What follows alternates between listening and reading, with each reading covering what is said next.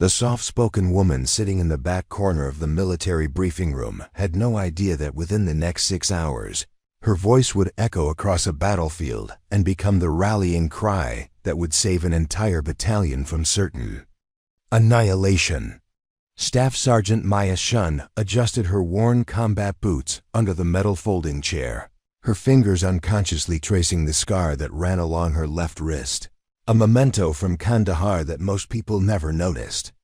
At 34, she had learned to make herself invisible in rooms full of loud voices and larger personalities, her slight frame and whisper-quiet speech pattern, ensuring that she blended into the background like camouflage designed for conference rooms instead of combat zones. Preparing and narrating this type of story took us long efforts and hard work. So if you are enjoying this story, please consider subscribing to our channel. The briefing room at Fort Braxton was packed with officers and senior enlisted personnel, all gathered for what command had labeled a routine training exercise, but what everyone knew was actually a high-stakes evaluation that would determine promotions, assignments, and careers for the next fiscal year. Maya had been transferred to the 3rd Infantry Division's training cadre 6 months ago, a lateral move. That everyone understood was military speak for dead-end assignment.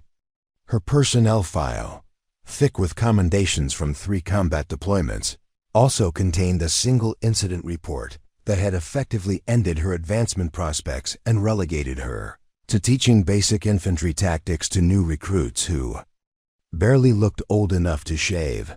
The commanding officer running the briefing was Colonel Marcus Kane, a barrel-chested man whose voice could rattle windows and whose reputation for aggressive leadership had earned him the nickname Iron Mike.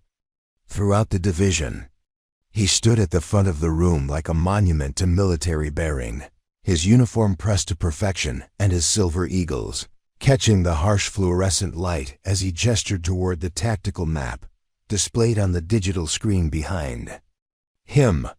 Kane had built his career on the foundation of overwhelming force and decisive action, the kind of officer who believed that volume and intensity were the primary tools of effective leadership. "Ladies and gentlemen," Kane's voice boomed across the room, causing several junior officers to straighten involuntarily in their seats. "Tomorrow's exercise will test every aspect of your tactical knowledge and leadership capabilities. We're simulating a complex urban warfare scenario with multiple objectives, civilian populations, and enemy forces that will adapt to your decisions in real time." He clicked a remote, and the map zoomed in to show a detailed recreation of a Middle Eastern city complete with narrow streets, multi-story buildings, and marked civilian safe zones. Maya studied the map with the practiced eye of someone who had navigated similar terrain under actual enemy fire, noting the choke points and potential ambush sites that stood out like neon signs to anyone with real combat experience. She could see immediately that the scenario was designed to test traditional infantry tactics, the kind of straightforward approach that worked well in training exercises but often fell apart when faced with an adaptive enemy who didn't follow the textbook playbook. "Each team will be assigned a sector," King continued, his pointer dancing across the screen, "and your objective will be to secure your assigned area while minimizing civilian casualties and maintaining communications with adjacent units. The opposing force will be played by the Ranger Training Battalion, so don't expect them to make this easy for you." A ripple of nervous laughter went through the room at the mention of the Rangers, who were notorious for their creativity in making training exercises as difficult and realistic as possible. The team assignments were called out in alphabetical order, with senior officers and promising junior leaders being assigned to the most challenging sectors. Maya listened as names were called and assignments given, knowing that her name would come near the end of the list and that her assignment would likely be something routine and unchallenging. She had made peace with her reduced status months ago, accepting that her career had peaked during her last deployment, when a single moment of defying orders had saved 37 civilians but cost her the confidence of her chain of command. Staff Sergeant Chen, Kane's voice cut through her thoughts like a blade. "You'll be assigned to Sector 7 as an observer and tactical advisor." The assignment was exactly what she had expected, a non-leadership role that would keep her safely on the sidelines while more favored personnel had opportunities to distinguish themselves. Observer positions were traditionally given to personnel who were being evaluated for fitness rather than promotion, a way of keeping them involved without giving them any real responsibility or authority. Maya nodded acknowledgement, her voice barely above a whisper as she responded, "Yes, sir." The sound of her soft-spoken response was almost lost in the general noise of the briefing room, and she noticed several officers exchange glances that conveyed their assessment of her apparent timidity. She had grown accustomed to those looks over the past 6 months, the subtle expressions that suggested she lacked the aggressive personality traits that the military traditionally associated with effective leadership. Captain Derek Walsh, who would be leading the team she was assigned to observe, turned in his seat to look at her with barely concealed irritation. Walsh was a rising star in the division, known for his textbook approach to tactics and his ability to execute complex operations with mechanical precision. He had graduated near the top of his class at West Point and had served 2 tours in Afghanistan, where his methodical leadership style had earned him commendations and the respect of his superiors. "Great," Walsh muttered under his breath, loud enough for the officers around him to hear. "They're saddling us with the mouse." The comment drew snickers from several nearby personnel, and Maya felt her cheeks flush with embarrassment. The nickname had followed her since her arrival at Fort Braxton, a reference to both her quiet voice and her tendency to avoid confrontation with superior officers who clearly had no interest in her input or experienced out Lieutenant Sarah Brooks, Walsh's second-in-command, leaned over to whisper something to her team leader that caused both of them to glance back at Maya with expressions of amused condescension. Brooks was everything that Maya was not, tall, confident, with a voice that carried authority and a presence that commanded attention in any room. She had earned her commission through ROTC at a prestigious university and had quickly established herself as someone destined for senior leadership positions. "I'm sure Staff Sergeant Chen will provide valuable insights," Brooks said with the kind of false politeness that made it clear she meant exactly the opposite. After all, someone has to take notes while the real soldiers do the actual fighting.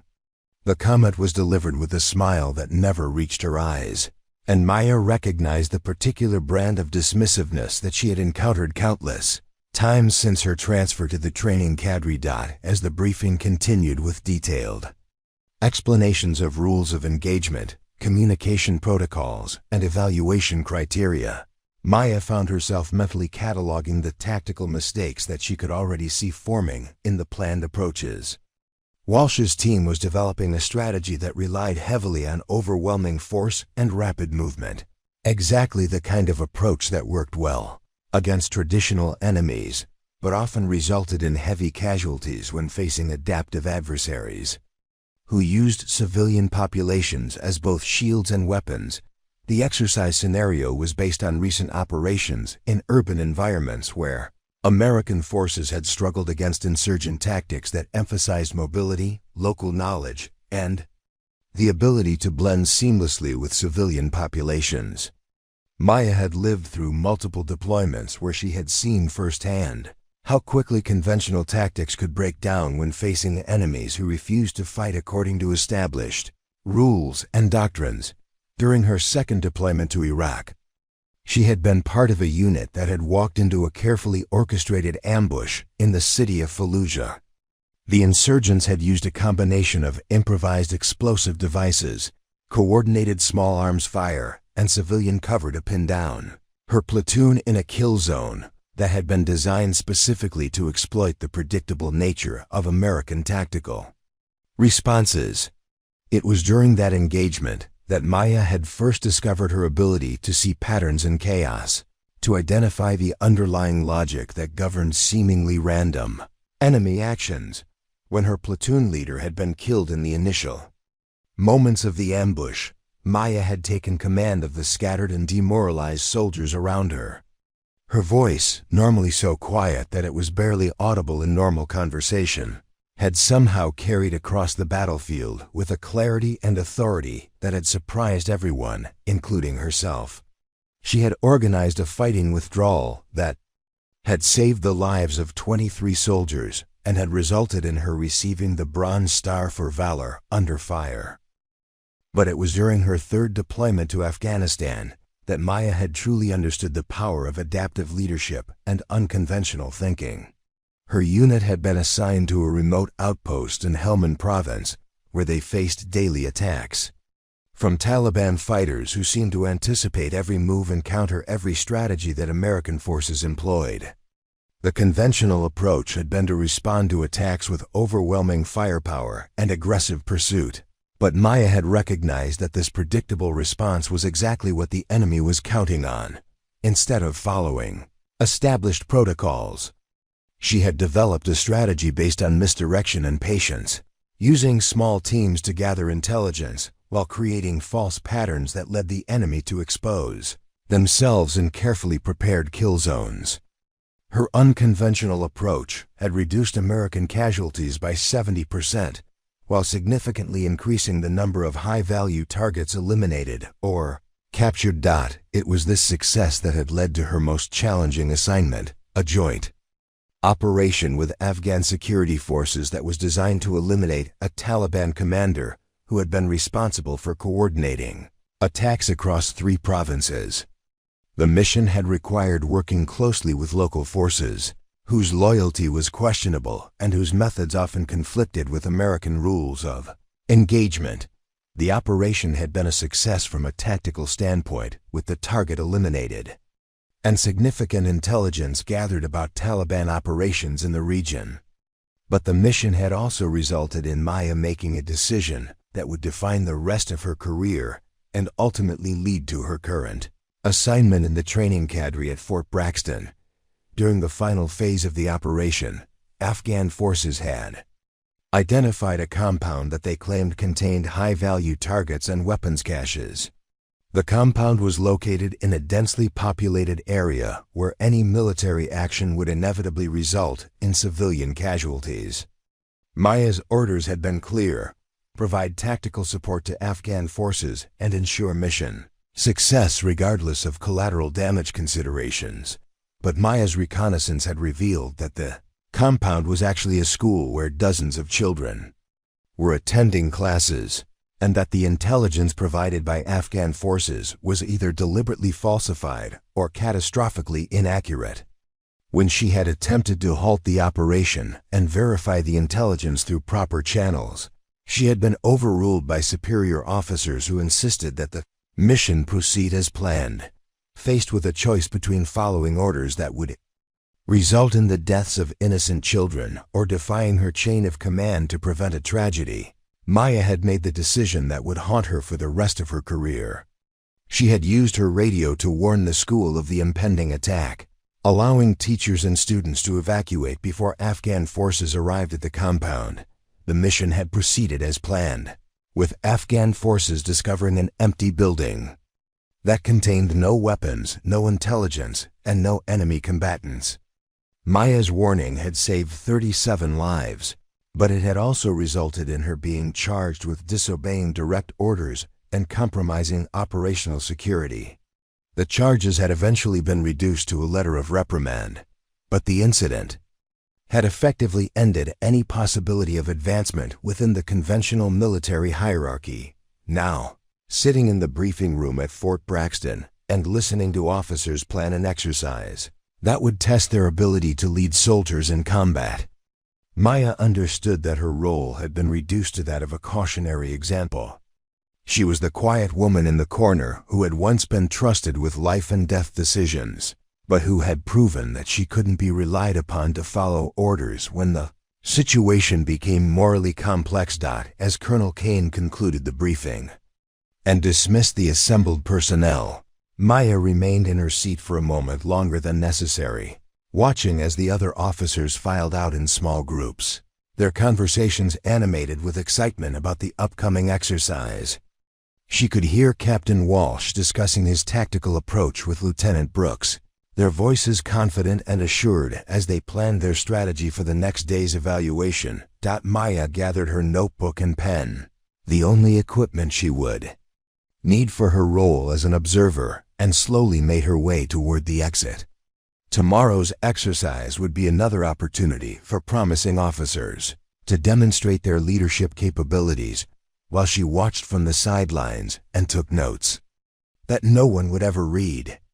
She had no way of knowing that within 18 hours, the same voice that had been dismissed as too quiet for effective leadership would become the only thing standing between 200 American soldiers and complete disaster. The morning sun cast long shadows across the training area as Maya arrived at the assembly point 30 minutes before the scheduled briefing time. A habit ingrained from years of military service where being early was considered on time and being on time was considered late. The simulated urban environment stretched before her like a carefully constructed movie set, complete with multi-story buildings constructed from shipping containers, narrow alleyways that could conceal enemy positions, and strategically placed obstacles that would force teams to make tactical decisions under pressure. Captain Walsh stood near the command vehicle with his tactical map spread across the hood, pointing at various locations while speaking in the kind of authoritative tone that suggested he had already solved every problem the exercise might present. His team gathered around him with the eager attention of subordinates who understood that their performance evaluations would depend heavily on their ability to execute his vision with precision and enthusiasm.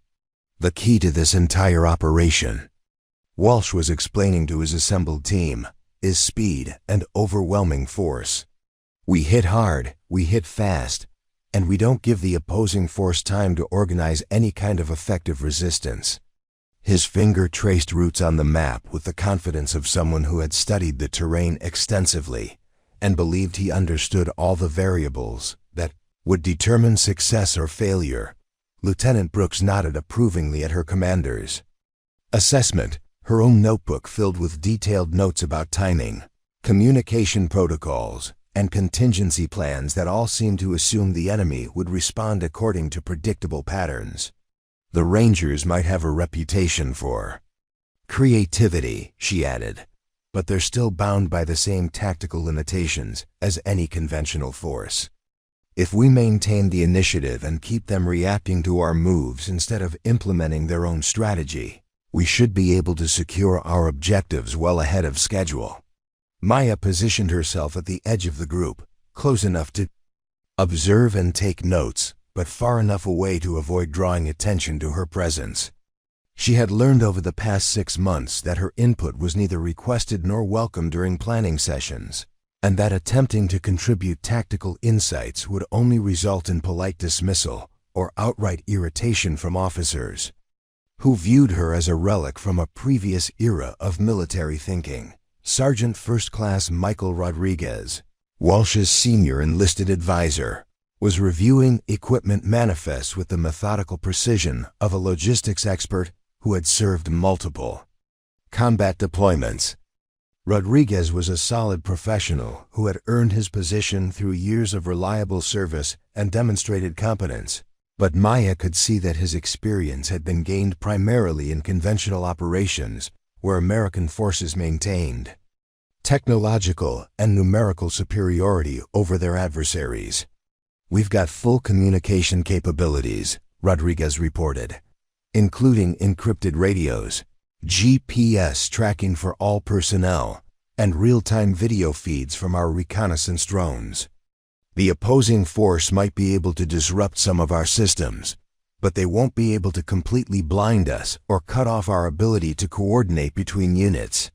The confidence in Rodriguez's voice was typical of American military personnel, who had grown accustomed to operating with overwhelming technological advantages. Maya had observed during her own deployments how quickly that confidence could evaporate when facing enemies who understood how to exploit the weaknesses inherent in over-reliance on complex systems that could be jammed, hacked, or simply overwhelmed. through coordinated attacks. As the briefing continued, Maya found herself mentally cataloging the assumptions that were being built into Walsh's tactical plan. The strategy relied heavily on the enemy behaving in predictable ways, responding to American moves with conventional countermeasures that could be anticipated and neutralized through superior firepower and coordination. It was the kind of approach that worked well in exercises where both sides operated according to established doctrines and recognized rules of engagement. Staff Sergeant Chen, Walsh's voice interrupted her thoughts, carrying just enough volume to ensure that everyone in the vicinity could hear his words clearly. I trust you'll be able to keep up with us during the movement phases. I know you're not used to the pace we maintain, but we can't slow down to accommodate observers who might have trouble with the physical demands of modern infantry operations. The comment was delivered with the kind of false concern that made it clear Walsh was actually questioning her physical fitness and tactical competence. Several team members turned to look at Maya with expressions that ranged from mild curiosity to poorly concealed amusement. She recognized the familiar pattern of behavior that she had encountered countless times since her transfer to the training cadre, the subtle undermining of her credibility that was designed to establish her position at the bottom of the military hierarchy. I'll do my best to keep up, sir, Maya responded in her characteristically quiet voice, the words barely audible above the ambient noise of equipment being prepared and vehicles being started. Her response drew the kind of patronizing smiles that suggested the team viewed her as a liability rather than an asset, someone who would need to be managed and accommodated rather than someone who might contribute to their success. Lieutenant Brooks leaned closer to Walsh and whispered something that caused both officers to glance in Maya's direction with expressions of barely concealed irritation. Maya had developed the ability to read lips during her deployments, a skill that had proven useful for gathering intelligence in environments where electronic surveillance was impossible, and she could see Brooks expressing her concern about having to babysit the mouse during what was clearly an important evaluation exercise. The team's medic, Corporal Jennifer Martinez, was checking and rechecking her medical supplies with the nervous energy of someone participating in her first major training exercise. Martinez was fresh out of advanced individual training and had never deployed to a combat zone, but she had earned high marks in all her technical courses and was eager to prove herself worthy of the confidence that had been placed in her by her assignment to Walsh's team. Don't worry about the observer, Martinez whispered to the soldier next to her, loud enough for Maya to hear clearly. I heard she's only here because they needed somewhere to put her after she screwed up in Afghanistan. She's probably just counting down the days until she can retire with her pension. The casual dismissal in Martinez's voice was typical of younger soldiers who had heard rumors about Maya's disciplinary action, but who didn't understand the context or complexity of the decisions that had led to her current assignment. Maya had grown accustomed to being defined by a single incident rather than by 3 deployments of exemplary service, but the comments still stung with the familiar pain of professional isolation. As the teams prepared to move out to their assigned sectors, Maya gathered her minimal equipment and prepared to follow Walsh's unit at the prescribed distance that would allow her to observe their tactics without interfering with their operations. Her role, as defined by the exercise parameters, was to document decision-making processes, note tactical innovations, and provide feedback that would be incorporated into future training scenarios. The movement to the operational area took place in tactical formation, with Walsh's team advancing through simulated urban terrain, while maintaining communications with adjacent units and higher command. Maya followed approximately 50 meters behind the main element, close enough to observe their movements, but far enough away to avoid becoming part of their tactical decisions or command structure. The terrain was more challenging than the overhead maps had suggested, with narrow alleyways that forced the team into single-file movement and multiple-story buildings that provided countless opportunities for enemy observation and ambush. Maya could see immediately that the environment favored defenders who understood how to use urban terrain to their advantage. But Walsh's team continued to advance with the confidence of soldiers who believed their superior training and equipment would overcome any tactical disadvantages. "Movement is too predictable," Maya wrote in her observation notebook, documenting the pattern of advance that telegraphed the team's intentions to anyone with elevated observation positions. No consideration for alternate routes or deception. Measures. Enemy with any experience in urban combat would be able to anticipate next 3 moves. The first contact with opposing forces came exactly where Maya had expected it would, at a choke point where the team was forced to cross an open area under observation from multiple elevated positions. The Rangers, playing the role of enemy forces, had positioned themselves to create overlapping fields of fire that would make any conventional assault extremely costly in terms of casualties and time. Walsh's response was immediate and aggressive, exactly as his tactical doctrine demanded. He ordered his team to suppress the enemy positions with overwhelming firepower while maneuvering flanking elements to assault the buildings from which the opposition was operating. It was a textbook response that would have earned high marks in any classroom setting. But Maya could see that it was exactly what the Rangers had been hoping to provoke. The suppressing fire was loud and impressive, filling the air with the sharp crack of blank ammunition and the metallic ping of brass casings hitting concrete. Walsh's voice could be heard clearly above the noise, issuing orders with the kind of decisive authority that demonstrated his confidence in both his tactical plan and his team's ability to execute it under pressure. "Alpha Team, establish a base of fire on the second floor of Building 3, Walsh commanded through his radio, his voice carrying the crisp precision of an officer who had practiced these scenarios countless times in training environments. "Bravo Team, execute flanking maneuver through the alley on the eastern approach. Charlie Team, provide overwatch and be prepared to exploit any breakthrough." The plan was sound according to conventional military doctrine, but Maya could see that the Rangers were allowing Walsh's team to advance exactly where they wanted them to go. The apparent enemy positions that were drawing the American fire were actually decoy positions, while the real threat was being positioned to attack from directions that Walsh's tactical plan had not anticipated.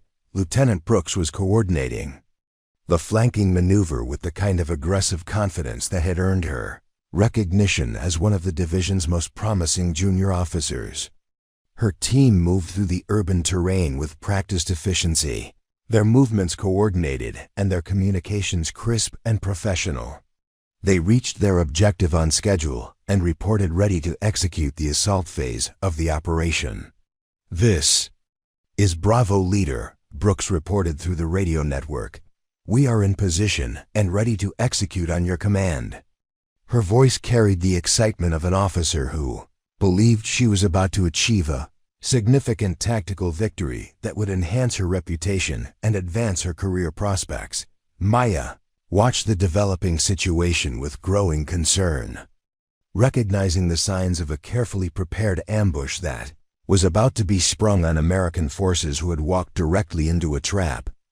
The Rangers had used the predictable nature of conventional tactics to position Walsh's team exactly where they wanted them, and the assault that Brooks was preparing to execute would trigger a coordinated response that would result in heavy simulated casualties.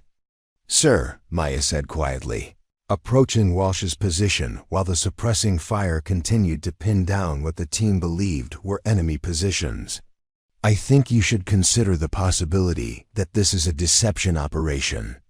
The enemy response pattern suggests they're trying to draw you into a predetermined kill zone." Walsh turned to look at her with an expression of barely controlled irritation, his face flushed with the adrenaline of combat and the frustration of having his tactical decisions questioned by someone whose military judgment he had already dismissed as unreliable. "Staff Sergeant, I appreciate your concern, but we have the situation well in hand. The enemy positions have been identified and we're executing a standard flanking Maneuver that will neutralize the threat with minimal casualties. The dismissal. In Walsh's voice was absolute, making it clear that he had no intention of modifying his tactical plan based on input from an observer, whose role was to document rather than participate. Maya stepped back and returned to her designated position, knowing that her warning would be ignored, but feeling obligated to at least attempt to prevent what she could see was about to become a tactical disaster. The assault began exactly as Walsh had planned, with Brooks leading her team in a coordinated attack on the buildings that had been identified as enemy positions. The movement was executed with textbook precision, and for the first few minutes it appeared that the operation would succeed exactly as the planning had predicted. Then the Rangers sprang their trap with devastating effectiveness, opening fire from positions that had been completely overlooked by Walsh's reconnaissance and catching the American forces in a crossfire that eliminated more than half the team within the first 30 seconds of engagement. The carefully planned assault dissolved into chaos as soldiers found themselves under attack from directions they had never considered and enemy positions they had never identified. The simulated gunfire that erupted from concealed positions throughout the urban training area sounded like the world tearing apart at its seams.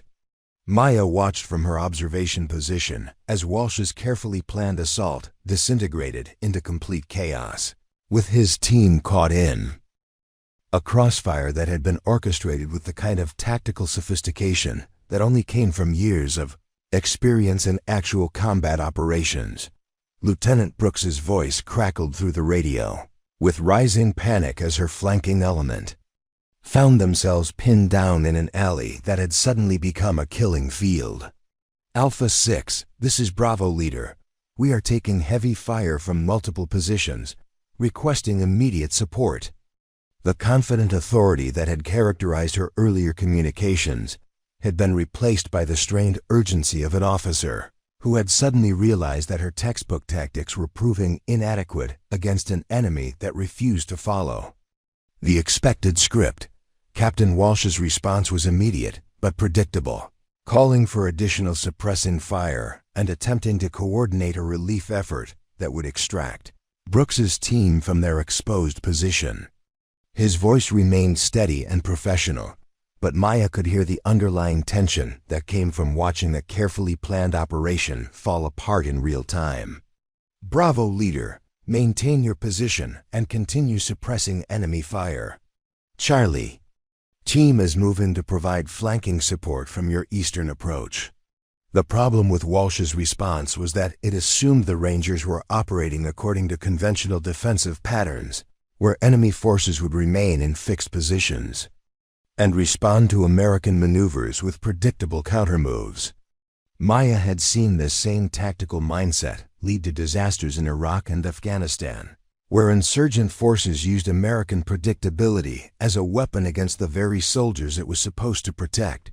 From her elevated observation position, Maya could see what Walsh's ground-level perspective prevented him from recognizing.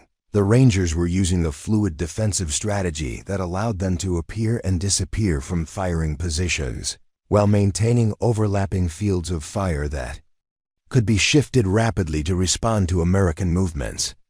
Every time Walsh's team attempted to maneuver against what they believed was a fixed enemy position, the Rangers simply relocated to new firing points that turned the attempted flanking movement into another opportunity for ambush. Sergeant Rodriguez was attempting to coordinate communications between the scattered elements of Walsh's team, but the Rangers had clearly studied American communication protocols and were jamming specific frequencies while allowing others to remain clear. The result was a fragmented picture of the battlefield that prevented Walsh from understanding the true scope of the tactical situation he was facing. Alpha 6, this is Charlie leader, came the strained voice of Staff Sergeant Williams, who was leading the relief effort toward Brooks's position. We are encountering heavy resistance on our approach route. Enemy positions appear to be mobile and coordinated. Request permission to abort current maneuver and seek alternate approach. Maya could see Williams's team advancing through terrain, that the Rangers had clearly prepared as a secondary kill zone, complete with improvised explosive devices that would simulate the kind of asymmetric threats that American forces faced routinely in overseas deployments. The tactical exercise was designed to test not just conventional military skills, but also the ability to adapt to unconventional warfare tactics that had proven so effective against American forces in recent conflicts. Captain Walsh's frustration was becoming increasingly evident in his radio communications as he struggled to maintain control over a situation that was rapidly spiraling beyond his ability to manage through conventional command structures. All call signs. This is Alpha 6. Consolidate your positions and prepare for coordinated assault on identified enemy strongpoints. We will not allow the opposing force to dictate the terms of this engagement. The determination in Walsh's voice was admirable, but Maya recognized the dangerous mindset that led conventional military leaders to escalate their commitment to failing strategies rather than acknowledging the need for fundamental tactical changes. She had seen the same pattern repeated countless times during her deployments, where American commanders responded to tactical setbacks by applying more of the same methods that had created the problems in the first place. Lieutenant Brooks's situation was deteriorating rapidly as her team found themselves trapped in a position where movement in any direction would expose them to concentrated fire from Rangers who had clearly anticipated this exact scenario.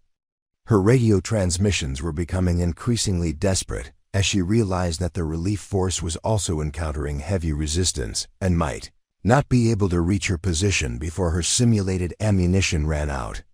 Alpha 6 Bravo Leader. We are running low on ammunition and taking casualties. Enemy fire is too accurate and too well coordinated for this to be a conventional defensive position. I think we may be facing a much larger opposing force than intelligence estimates suggested. Brooks's assessment was tactically sound, but it missed the crucial point that numbers were less important than tactical sophistication when dealing with an enemy that understood how to use terrain and mobility to multiply their effective combat power. Maya found herself torn between her official role as a passive observer and her professional instincts as a combat veteran who could see solutions that the engaged commanders were missing entirely. Her training and experience had taught her to recognize the patterns that govern successful operations in complex environments, but her current position in the military hierarchy made it clear that her input would not be welcome or acted upon. Urban training environment was designed to replicate the kind of complex terrain that American forces had encountered in cities like Fallujah, Mosul, and Kandahar, where conventional tactics often proved inadequate against enemies who understood how to exploit the advantages offered by dense urban development. The Rangers playing the opposing force were clearly drawing on lessons learned from years of studying insurgent tactics and adapting them to create maximum difficulty for conventional American responses. Staff Sergeant Williams's relief force was making minimal progress toward Brooks's position, advancing through terrain that channeled their movement into predictable routes while exposing them to observation and fire from multiple directions. Williams was an experienced NCO with 2 combat deployments, but his tactical training had focused primarily on conventional operations where American forces maintained air superiority and overwhelming firepower advantages. Alpha 6 Charlie. Leader, we are encountering IED simulation devices on all major approach routes, Williams reported, his voice carrying the frustration of a professional soldier who was discovering that his standard tactical repertoire was proving inadequate against an adaptive enemy. Every time we attempt to bypass one obstacle, we encounter another. It's like they anticipated every possible route we might use. Maya recognized the tactical pattern that Williams was describing because she had encountered it countless times. During her own deployments, the Rangers were using a defensive strategy based on channeling enemy movement, while maintaining the flexibility to shift their own positions in response to American tactical decisions. It was a sophisticated approach that required extensive preparation and coordination, but it was devastatingly effective against conventional assault tactics. Captain Walsh was becoming increasingly agitated as his carefully planned operation continued to deteriorate despite his attempts to regain control through more aggressive tactics and additional firepower. His radio communications were taking on the strained quality that Maya had heard from commanders who were beginning to realize that their standard approaches were not going to produce the victory they had anticipated. All call signs, we are going to execute a coordinated assault on all identified enemy positions simultaneously, Walsh announced, his voice carrying the kind of desperate determination that often preceded tactical disasters. Bravo team will maintain suppressing fire from their current position while Charlie team continues their flanking maneuver. Alpha team will provide direct assault on the primary objective. The plan that Walsh was describing would commit his remaining forces to a coordinated attack that would play directly into the Rangers' tactical preparations. Maya could see from her observation position that the Rangers had positioned themselves to create overlapping fields of fire that would turn any simultaneous assault into a coordinated ambush with devastating results for the attacking force. Corporal Martinez, the team medic, was struggling to provide simulated medical care to the mounting casualties while maintaining communications with the command element. Her medical training had prepared her to deal with battlefield injuries, but her tactical training had not prepared her for the kind of complex urban warfare scenario that was unfolding around her. Alpha 6, this is Doc, Martinez reported, using the traditional call sign for medical personnel. I have multiple simulated casualties requiring immediate evacuation, but I cannot move them without exposing them to additional enemy fire. Request smoke screen or suppressing fire to enable casualty evacuation. The request for smoke and suppressing fire was tactically sound, but Maya could see that Walsh's remaining ammunition was limited and that the Rangers had positioned themselves to maintain visual contact with American positions, even through smoke screens. The tactical situation was approaching the point where conventional military doctrine would require a commander to consider withdrawal rather than continuing to commit forces to an untenable position. Lieutenant Brooks's team was now completely pinned down with no viable avenue for movement or retreat, their ammunition running dangerously low and their morale beginning to crack under the sustained pressure of accurate enemy fire. Brooks herself was maintaining professional communications discipline, but Maya could hear the strain in her voice as she realized that her career-making training exercise was turning into a potential disaster. Alpha 6 Bravo leader, we need immediate extraction or resupply, Brooks transmitted, her voice tight with controlled desperation. We cannot maintain our current position much longer, and any attempt to move will result in additional casualties.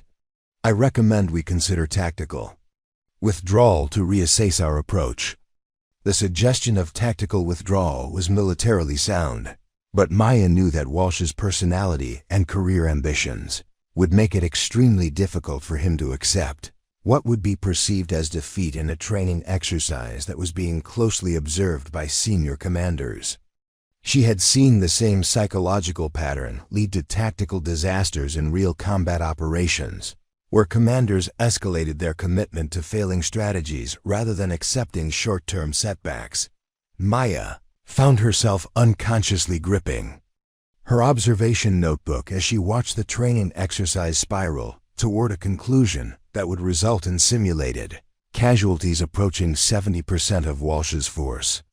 Her professional instincts screamed at her to intervene, to offer the tactical insights that might prevent the disaster she could see developing, but her position as an observer explicitly prohibited any direct participation in the command decisions. Rangers, meanwhile, were executing their defensive plan with the kind of professional competence that Maya recognized from her own special operations training. They were maintaining disciplined fire control, conserving their ammunition while maximizing the psychological pressure on the attacking force. and positioning themselves to exploit every tactical mistake that Walsh's team made. As the training exercise continued its inevitable progression toward tactical catastrophe, Maya realized that she was witnessing exactly the kind of leadership failure that had motivated her to pursue unconventional tactical approaches during her own combat deployments. The difference was that in Afghanistan, such failures resulted in actual casualties rather than simulated ones, and the consequences of rigid thinking were measured in American lives rather than training scores. She had no way of knowing that within the next hour, the same tactical inflexibility that was destroying Walsh's training exercise would create an opportunity for her to demonstrate why some of the most effective military leaders spoke quietly but carried the kind of authority that could rally soldiers in their darkest moments. The explosion that signaled the detonation of the final simulated under Staff Sergeant Williams's relief force marked the moment when Captain Walsh's tactical situation transitioned from difficult to catastrophic. Maya watched from her observation position as the exercise controllers raised red flags, indicating that Williams's entire team had been eliminated, leaving Lieutenant Brooks's pinned-down element completely cut off from any possibility of conventional rescue or resupply. The silence that followed the simulated explosion was broken only by the crackling of radio static and the distant sound of Rangers repositioning themselves for what appeared to be the final phase of their defensive operation. Maya could see through her binoculars that the opposing force was preparing to transition from a defensive posture to an offensive one, moving to eliminate the remaining American forces who were now scattered across the urban training area in C. Isolated pockets with no coordinated command structure. Captain Walsh's voice came through the radio network with the strained quality of an officer who was beginning to comprehend the magnitude of his tactical failure. All remaining call signs, this is Alpha 6. Williams's team has been eliminated. We are now operating with severely reduced personnel and limited ammunition. I need immediate status reports from all surviving elements. The responses that came back painted a picture of complete tactical disintegration. Brooks's team remained pinned down in their alley position with no ammunition for anything except offensive fire. The command element that Walsh was leading had taken heavy simulated casualties and was effectively combat ineffective. The few scattered individuals who remained were isolated in defensive positions throughout the urban area with no ability to coordinate their actions or provide mutual support. Maya found herself automatically analyzing the tactical situation with the instincts that had been honed through 3 combat deployments and countless hours of studying asymmetric warfare patterns. The Rangers had executed a textbook example of how a smaller, more mobile force could defeat a larger conventional unit through superior tactical positioning and adaptive strategy. It was exactly the kind of operation that insurgent forces had used successfully against American troops in Iraq and Afghanistan. Lieutenant Brooks's radio transmission carried a note of barely controlled panic as she realized that her team's ammunition was nearly exhausted and that no relief force was coming to extract them from their increasingly desperate position. Alpha 6 Bravo leader, we have less than 2 magazines per man remaining. Enemy fire is increasing in intensity and accuracy. I don't think we can hold this position much longer. The tactical exercise was designed to test leadership under extreme pressure, and Maya could see that it was accomplishing exactly what the training designers had intended. The stress of combat simulation was revealing the limitations of conventional tactical thinking when applied to complex urban warfare scenarios. But the lesson being learned was a harsh one that would likely have significant negative impacts on the careers of the officers involved. Maya noticed movement in her peripheral vision and turned to see a group of senior observers approaching her position. Colonel Kane was leading the group, accompanied by several other field-grade officers who were clearly evaluating the performance of the participating units. Their expressions ranged from professional interest to poorly concealed disappointment as they observed the systematic dismantling of Walsh's tactical plan. Staff Sergeant Chen, Colonel Kane's voice carried the authority of someone accustomed to having his questions answered immediately and completely. You've been observing this entire operation. What's your assessment of the tactical situation and the decisions that led to this outcome? The question put Maya in an impossible position. Her role as an observer was supposed to be passive and non-judgmental, but Kane was clearly asking for her professional opinion about the tactical failures she had witnessed. She was also aware that anything she said would be heard by the other officers present and would likely influence their evaluation of Walsh's performance and future career prospects. "Sir," Maya responded in her characteristically quiet voice, "Captain Walsh executed a tactically sound plan based on conventional infantry doctrine.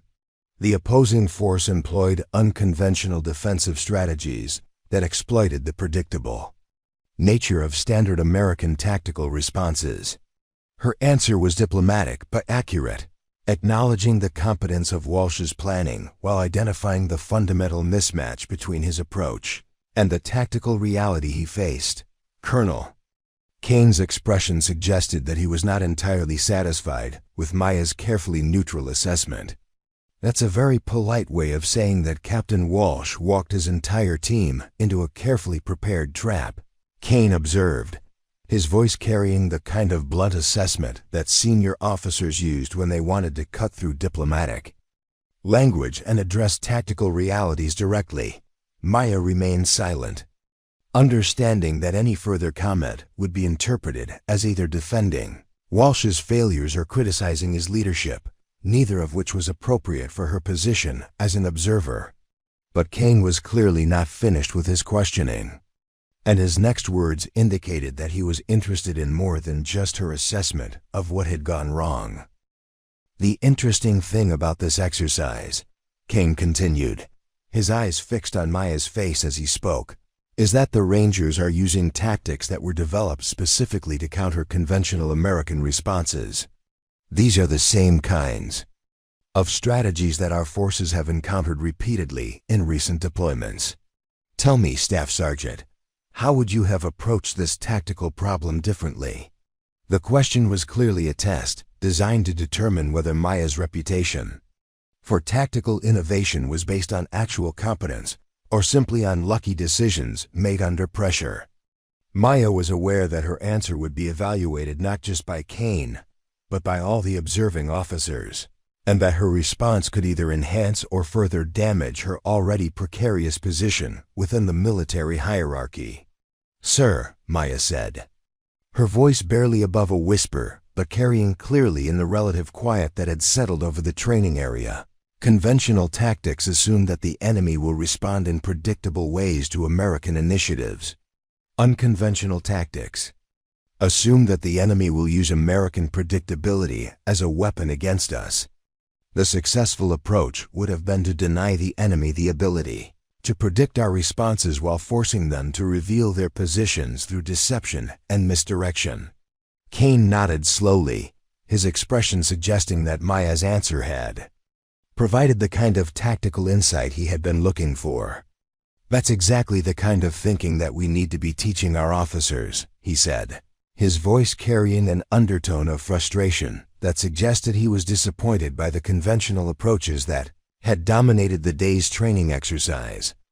Sound of renewed gunfire from the training area interrupted their conversation as the Rangers began their final assault on the remaining American positions. Maya could see through her binoculars that the opposing force was advancing with the kind of coordinated precision that demonstrated extensive preparation and professional competence. They were not simply overwhelming the remaining defenders through superior numbers, but systematically eliminating resistance through tactical superiority. Lieutenant Brooks's final radio transmission carried the tone of an officer who had accepted defeat but was determined to maintain professional standards even in the face of tactical disaster. "Alpha 6, Bravo leader, we are being overrun.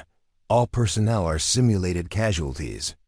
Bravo team is combat ineffective. The formal language of military communication could not disguise the personal disappointment that was evident in her voice. Captain Walsh's response was equally professional, but carried the weight of a commander who was watching his career prospects evaporate along with his tactical control. Roger, Bravo leader, Alpha 6 to all call signs. This exercise is concluded. All personnel report to designated rally points for after-action review. The formal conclusion of the training exercise marked the end of what had clearly been a devastating tactical defeat. Colonel Kane turned his attention back to Maya as the sounds of simulated combat faded across the training area. Staff Sergeant Chen, I'm going to ask you to participate in the after-action review. I want the officers who participated in this exercise to hear your perspective on the tactical lessons that should be learned from today's events. The request was clearly more than a suggestion, and Maya understood that she was being given an opportunity to contribute to the education of officers who had just experienced the kind of tactical failure that could prove deadly in actual combat situations. It was also an opportunity for her to demonstrate the tactical competence that her personnel file claimed she possessed, but that most of her current colleagues had never witnessed. Yes, sir, Maya replied, her quiet voice carrying the kind of automatic compliance that came from years of military service.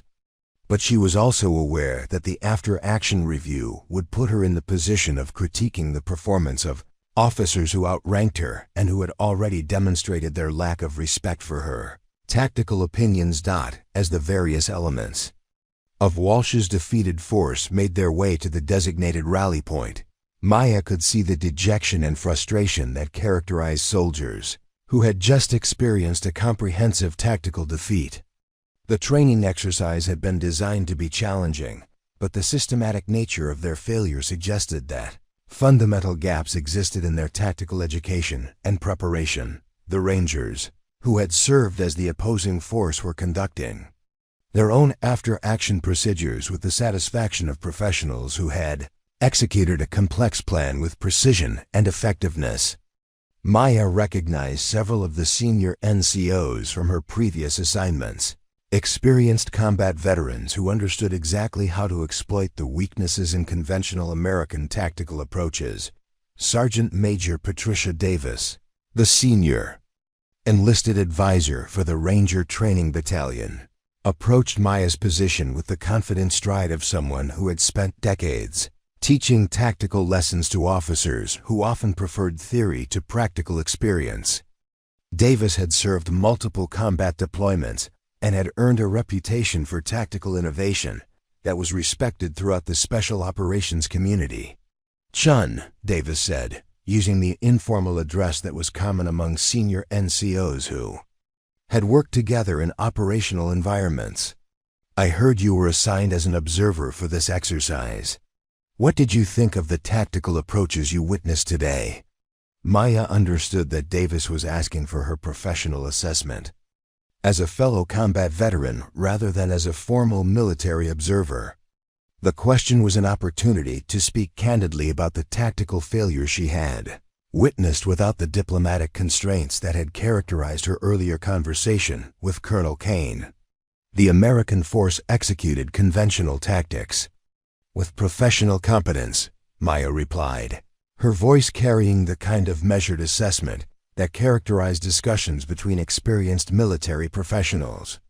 But they failed to adapt when their initial approaches proved ineffective against an unconventional defensive strategy. The result was predictable to anyone who has studied asymmetric warfare patterns. Preparing and narrating this type of story took us long efforts and hard work. So if you are enjoying the story, please consider subscribing to our channel. Davis nodded with the understanding of someone who had witnessed similar tactical failures in actual combat environments. "The problem with conventional tactical training," she observed, "is that it assumes the enemy will fight according to American expectations. Real combat teaches you that the enemy always gets a vote in how the battle develops." The conversation was interrupted by the approach of Captain Walsh, whose expression carried the grim determination of an officer who was preparing to face the professional consequences of a very public tactical failure. Walsh's uniform was dusty, and his equipment showed the wear of several hours of combat simulation, but his bearing remained professional despite the obvious strain of the day's events. "Staff Sergeant Chen," Walsh said, his voice carrying a mixture of frustration and grudging. "Respect, Colonel Kane has asked me to include you in the after-action review. I'll be honest, I'm not entirely comfortable with having my tactical decisions critiqued by someone who wasn't part of the decision-making process, but I understand that there may be lessons to be learned from today's events." Maya recognized the tension in Walsh's voice as the natural response of a professional officer who was struggling to maintain his composure after experiencing a comprehensive tactical defeat in front of senior observers who would influence his future career prospects. She also understood that her participation in the after-action review would put her in the difficult position of providing honest tactical assessment without unnecessarily damaging the reputation of officers who were already facing significant professional consequences. The after-action review was scheduled to take place in the same briefing room where the morning's confident tactical planning had occurred, but the atmosphere would be dramatically different. Instead of eager anticipation and professional confidence, the room would be filled with the tension that always accompanied detailed analysis of tactical failures and the assignment of responsibility for decisions that had proven disastrously ineffective. The briefing room that had buzzed with confident energy just hours earlier now felt like a courtroom where tactical careers were being tried and found wanting. Captain Walsh sat at the head of the long conference table, his jaw set in the rigid lines of an officer, attempting to maintain professional composure, while internally cataloging the ways his carefully planned exercise had disintegrated into comprehensive failure. The other participants filed in with the subdued demeanor of soldiers who understood that their performance would be dissected with surgical precision by superiors, whose evaluations could determine their future assignments and promotion prospects. Lieutenant Brooks entered the room with her notebook clutched against her chest like armor, her earlier confidence replaced by the hollow-eyed expression of someone who had watched her tactical leadership crumble under pressure. She had graduated from West Point with honors and had consistently received superior ratings in all her previous evaluations, but the morning's exercise had exposed gaps in her tactical education that no amount of academic excellence could compensate. For in real combat situations, Maya positioned herself at the far end of the table, close enough to participate when called upon, but distant enough to maintain the observer status that had defined her role throughout the exercise. She could feel the tension radiating from the other participants, officers and senior enlisted personnel who were struggling to process the systematic nature of their tactical defeat and the implications it might have for their professional futures. Colonel Kane entered the room with the measured pace of a senior officer who had witnessed countless after-action reviews and understood exactly how to extract maximum educational value from tactical failures. He was accompanied by Sergeant Major Davis and two other field-grade officers, whose presence indicated that the morning's exercise had attracted attention at levels far above the normal training evaluation process. "Ladies and gentlemen," Kane began, his voice carrying the authority of someone accustomed to conducting difficult conversations about professional competence. "We are here to conduct an honest assessment of the tactical decisions and outcomes from this morning's exercise. The purpose is not to assign blame, but to identify lessons that will improve our effectiveness in future operations." The diplomatic language of Kane's opening statement could not disguise the reality that careers were being evaluated and that the participants' responses would be carefully analyzed for evidence of tactical understanding and professional growth potential. Maya had participated in similar reviews during her deployments, but she had never been in the position of critiquing the performance of officers whose tactical approaches had proven so comprehensively inadequate. Captain Walsh cleared his throat and began his assessment with the kind of measured professionalism that characterized officers who understood they were walking through a minefield of career-ending criticisms. "Sir, my tactical plan was based on established infantry doctrine and incorporated lessons learned from recent urban warfare operations. The execution was hampered by more aggressive enemy tactics than intelligence estimates had suggested." Maya recognized Walsh's attempt to frame his failure in terms of intelligence inadequacy rather than tactical inflexibility. A common response from commanders who had difficulty accepting responsibility for strategic decisions that had proven ineffective. She had witnessed the same pattern during her deployments, where American officers often blamed tactical failures on enemy unpredictability rather than acknowledging the limitations of their own conventional approaches.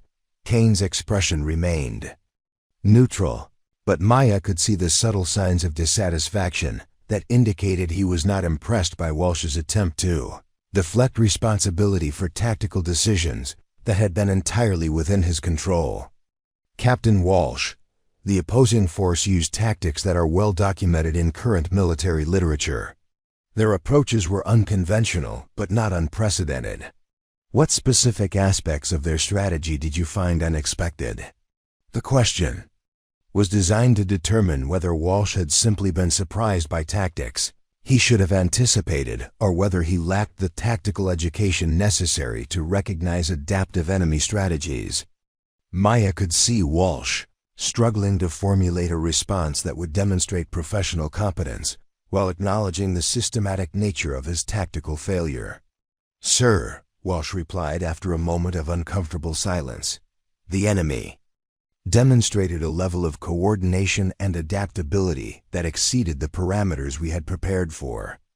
Their ability to reposition rapidly while maintaining effective fire control suggested either larger numbers than intelligence indicated or tactical sophistication that was not reflected in our planning assumptions." Lieutenant Brooks shifted uncomfortably in her seat as Kane's attention turned toward her position at the table. Her role in the flanking maneuver that had resulted in her entire team being trapped and eliminated would clearly be a focus of the review, and Maya could see her preparing to defend tactical decisions that had proven disastrously ineffective.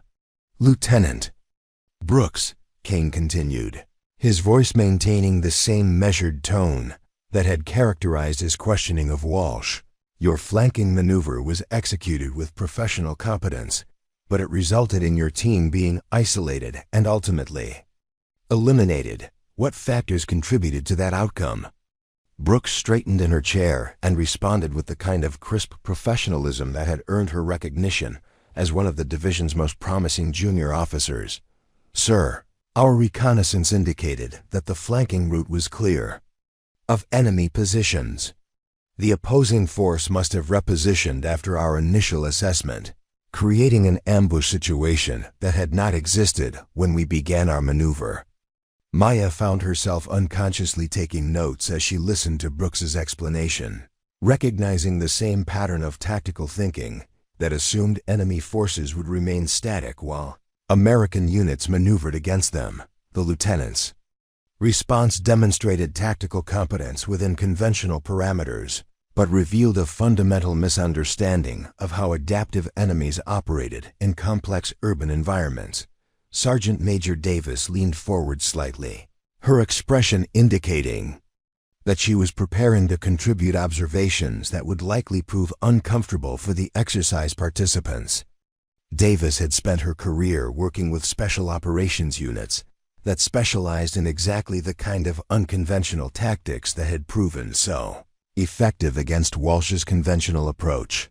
"Lieutenant," Davis said, her voice carrying the authority of someone who had earned respect through decades of operational experience, "the enemy's ability to reposition rapidly was not a failure of intelligence, but a fundamental characteristic of their tactical approach. They were never intended to remain in static defensive positions. Did your planning account for the possibility of mobile defensive tactics?" The question exposed the core weakness in Brooks's tactical thinking, the assumption that enemy forces would behave according to American expectations rather than exploiting the predictable nature of conventional military responses. Maya could see Brooks struggling to formulate an answer that would acknowledge the gap in her tactical preparation without admitting to professional incompetence. "Ma'am," Brooks replied after a moment of consideration, "our planning was based on standard enemy defensive patterns as outlined in current tactical doctrine. We did not specifically prepare for mobile defensive tactics because they were not indicated by the intelligence estimates we received." Maya recognized the circular reasoning in Brooks's response, the attempt to justify tactical inflexibility by citing doctrine that had proven inadequate for the tactical reality they had faced. She had seen the same pattern repeatedly during her deployments, where American units struggled against enemies who refused to fight according to established textbook patterns. Colonel Kane's expression indicated that he was reaching the point in the review where diplomatic questioning would be replaced by more direct challenges to the participants' tactical understanding. "Ladies and gentlemen, we have heard explanations that focus on intelligence failures and enemy unpredictability. I want to ask a more fundamental question. Did anyone anticipate the possibility that conventional tactics might prove inadequate against unconventional defensive strategies?" The silence that followed Kane's question was profound, broken only by the sound of air conditioning and the distant noise of other training activities continuing throughout the facility. Maya realized that Kane was creating an opening for her to contribute observations that might prove educational for the other participants. But she was also aware that any criticism she offered would likely be resented by officers who were already facing professional embarrassment. Staff Sergeant Rodriguez, who had served as Walsh's senior enlisted advisor during the exercise, finally broke the silence with a response that demonstrated both professional honesty and tactical awareness. "Sir, we focused our planning on executing our own tactical objectives rather than anticipating how an adaptive enemy might counter our approaches. In retrospect, that was a significant oversight." Maya found herself nodding slightly in acknowledgement of Rodriguez's assessment, recognizing the kind of professional self-reflection that characterized the best military leaders. Rodriguez had identified the fundamental flaw in their tactical approach without attempting to deflect responsibility or blame external factors for decisions that had been entirely within their control. Kane's attention turned toward Maya with the kind of focused intensity that indicated he was preparing to put her tactical knowledge to the test in front of an audience that would evaluate both her competence and her ability to provide constructive criticism without unnecessarily damaging professional relationships. "Staff Sergeant Chen," Kane said, his voice carrying the expectation that her response would provide insights that the other participants had missed. "You observed the entire exercise from a position that allowed you to see patterns that may not have been apparent to the commanders who were focused on executing their tactical plans. What lessons should be drawn from today's events?" Maya felt the weight of every gaze in the room as she prepared to respond to Kane's question. She understood that her answer would be evaluated not just for tactical accuracy, but for her ability to provide honest, professional assessment without crossing the line into inappropriate criticism of superior officers. The participants were clearly hoping that she would offer diplomatic observations that would minimize the severity of their tactical failures. "Sir," Maya began, her characteristically quiet voice somehow carrying clearly throughout the silent briefing room, "the fundamental issue was not tactical execution, but tactical assumptions. The plan assumed that controlling the initiative would guarantee tactical success, but the enemy used our predictability as their primary weapon against us." She paused for a moment, choosing her words carefully to provide honest assessment without unnecessarily embarrassing the officers who were clearly struggling with the implications of their performance. "Conventional tactics work effectively against conventional enemies who follow established patterns. Against adaptive enemies who study our doctrine and develop countermeasures specifically designed to exploit our standard responses, conventional approaches often create the very vulnerabilities that lead to tactical failure." The room remained silent as Maya's words settled over the participants like an uncomfortable truth that could not be dismissed or rationalized away. She had identified the core problem that had led to their defeat without attacking their professional competence or questioning their dedication to duty. Kane nodded slowly, his expression indicating that Maya's assessment had provided exactly the kind of tactical insight he had been hoping to extract from the review. That analysis suggests that our tactical education may need to place greater emphasis on adaptive thinking and unconventional approaches. Staff Sergeant Chen, based on your operational experience, how should commanders prepare for enemies who refuse to fight according to our expectations? The question was clearly designed to elicit specific tactical recommendations that could be incorporated into future training programs. But Maya was also aware that her response would be evaluated by officers who might resent receiving tactical instruction from someone whose career had been effectively ended by a single incident of insubordination. Maya understood that her response to Colonel Kane's question would either establish her credibility as a tactical expert worth listening to or confirm the prejudices of officers who had already dismissed her as a relic whose best days were behind her. She could feel the tension in the room as participants waited to hear whether her recommendations would validate their conventional approaches or challenge the fundamental assumptions that had guided their military education. "Sir," Maya began, her voice remaining steady despite the weight of professional scrutiny focused on her.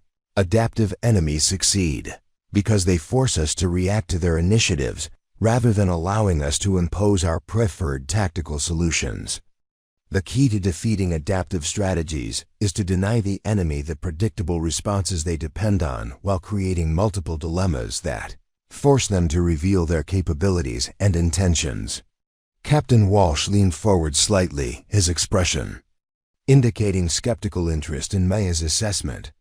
His earlier confidence had been shattered by the morning's tactical disaster, but he was clearly struggling to accept that his conventional military education had been fundamentally inadequate for the challenges he had faced.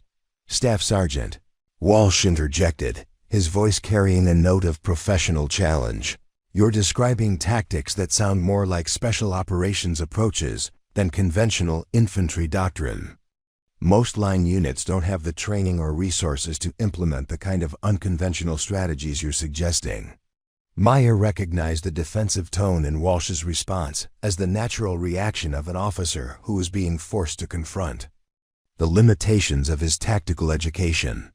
She had encountered the same resistance during her deployments when she had attempted to introduce unconventional approaches to commanders who preferred the certainty of established doctrine to the complexity of adaptive thinking. "Sir," Maya replied, maintaining the respectful tone required by military protocol while challenging Walsh's fundamental assumptions, "the Taliban fighters who ambushed my unit in Helmand Province didn't have special operations training or sophisticated equipment. They had local knowledge, patience, and the ability to think beyond conventional tactical patterns. The same principles that made them effective can be applied by any unit willing to study their enemy and adapt their approaches accordingly." Lieutenant Brooks looked up from her notebook with an expression that suggested Maya's words were beginning to resonate with her own tactical understanding. Brooks had always been an excellent student, and her analytical mind was clearly processing the implications of Maya's assessment for her own professional development. "Staff Sergeant Chen," Brooks said, her voice carrying genuine curiosity rather than defensive challenge, "when you were deployed, how did you develop the ability to anticipate enemy tactics that weren't covered in our standard training programs? Was it just experience, or were there specific methods you used to study adaptive enemy strategies?" The question indicated that Brooks was approaching the review as a learning opportunity rather than simply as a professional evaluation to be endured. And Maya recognized the kind of intellectual honesty that characterized the best military leaders, regardless of their rank or experience level. "Ma'am," Maya responded, "the most effective method was to assume that the enemy had studied our doctrine as carefully as we had studied theirs. Instead of planning operations based on what we wanted to do, we planned based on what the enemy would expect us to do, then developed alternatives that would exploit their preparations against conventional responses. Sergeant Major Davis nodded approvingly at Maya's explanation, her expression indicating that she recognized the tactical sophistication behind what sounded like a simple conceptual shift. Davis had spent her career working with units that specialized in exactly the kind of adaptive thinking that Maya was describing. That approach requires commanders to think like their enemies, Davis observed, which means understanding not just their capabilities, but their decision-making processes and cultural perspectives. It's intellectually demanding work that goes far beyond memorizing tactical procedures. Colonel Kane was taking notes as he listened to the developing discussion, his expression indicating that the conversation was moving in directions that aligned with his own assessment of the division's tactical education needs. The morning's exercise had clearly been designed to expose exactly the kind of conventional thinking limitations that were now being discussed. Staff Sergeant Chen, Kane continued, let's make this discussion more specific. If you had been commanding Captain Walsh's unit this morning, how would you have approached the tactical problem differently? What specific decisions would you have made to counter the Rangers' defensive strategy? The question put Maya in the delicate position of critiquing Walsh's tactical decisions while providing constructive alternatives that would demonstrate her own tactical competence.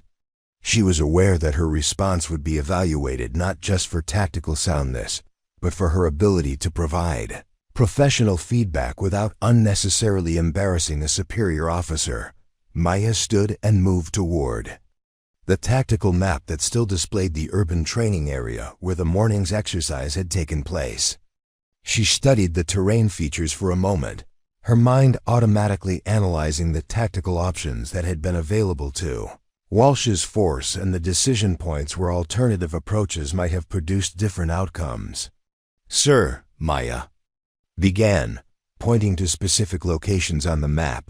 The conventional approach focused on identifying enemy positions and attacking them directly. An adaptive approach would have focused on forcing the enemy to reveal their positions while denying them the ability to predict our responses. She traced potential movement routes on the map with her finger, indicating alternative approaches that would have avoided the predictable patterns that the Rangers had exploited so effectively. Instead of committing the entire force to a single axis of advance, I would have used multiple small teams to probe different approaches simultaneously. The goal wouldn't have been to achieve immediate tactical success, but to gather information about enemy capabilities and force them to reveal their defensive preparations.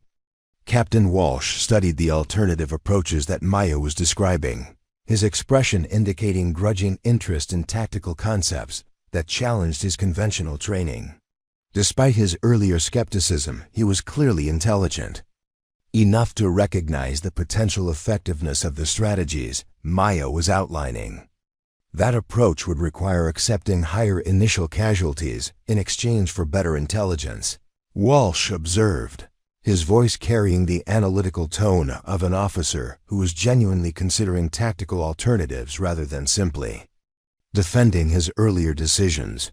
Maya shook her head, her expression indicating that Walsh had missed a crucial aspect of adaptive tactical thinking. Sir, the opposite would be true. Small reconnaissance elements can withdraw without engagement when they encounter superior forces. The Rangers' defensive strategy was designed to trap large conventional units in predetermined kill zones. Small, mobile teams would have been much more difficult to trap and eliminate. Lieutenant Brooks was studying the map intently, her tactical mind clearly working through the implications of Maya's alternative approach. The multiple probe strategy would also have forced the Rangers to respond to our initiatives, instead of allowing them to control the tempo of the engagement, she said, her voice carrying the excitement of genuine tactical discovery. Exactly, Maya confirmed. pleased to see that Brooks was beginning to understand the fundamental principles behind adaptive tactical thinking. Conventional tactics assume that controlling terrain equals controlling the battle. Adaptive tactics recognize that controlling information and decision-making tempo is often more important than controlling ground.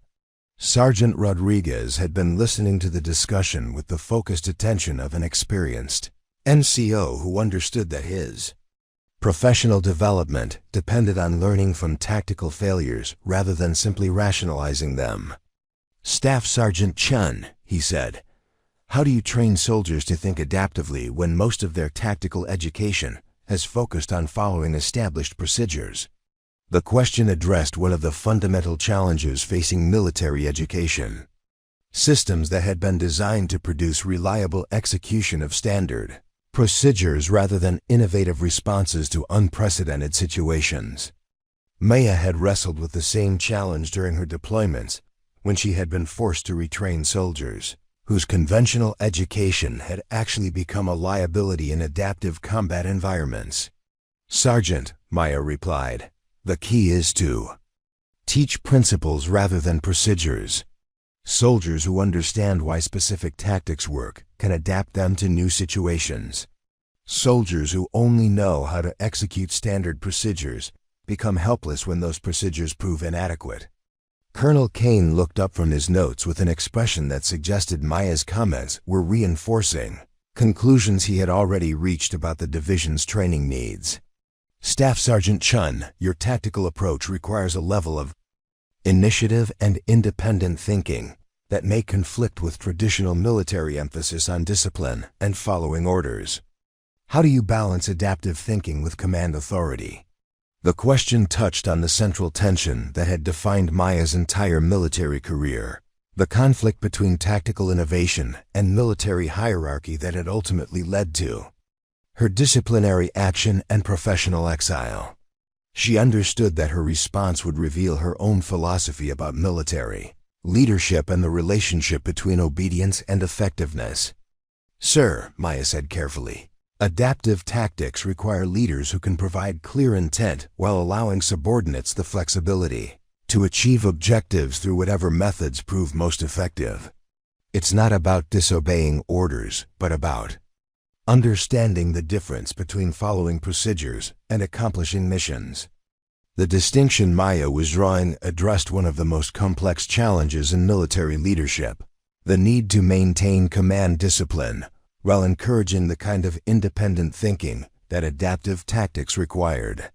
She could see from the expressions around the table that her comments were forcing the participants to confront fundamental questions about military leadership philosophy. Staff Sergeant Williams, who had led the relief force that had been eliminated by simulated IEDs, spoke for the first time since the review had begun. "Ma'am, what you're describing sounds like it requires a completely different relationship between officers and enlisted personnel than what most of us were trained to expect." Maya nodded, recognizing that Williams had identified another crucial aspect of adaptive military operations. "Sergeant, adaptive tactics work best when every member of the unit understands the overall mission and feels empowered to contribute tactical solutions. It requires trusting soldiers to think rather than just follow orders." The conversation was interrupted by the arrival of a junior officer who approached Colonel Kane with a message that clearly carried some urgency. Kane read the message quickly, his expression shifting from professional interest to something approaching alarm. "Ladies and gentlemen," Kane announced, his voice carrying a note of tension that had not been present earlier in the review, "we're going to suspend this discussion. There's been a development at the main training area that requires immediate attention. Staff Sergeant Chen, I need you to come with me." The abrupt conclusion of the after-action review left the participants with expressions of confusion and concern, but Maya could see from Kane's demeanor that whatever was happening at the main training area was serious enough to override the planned educational discussion.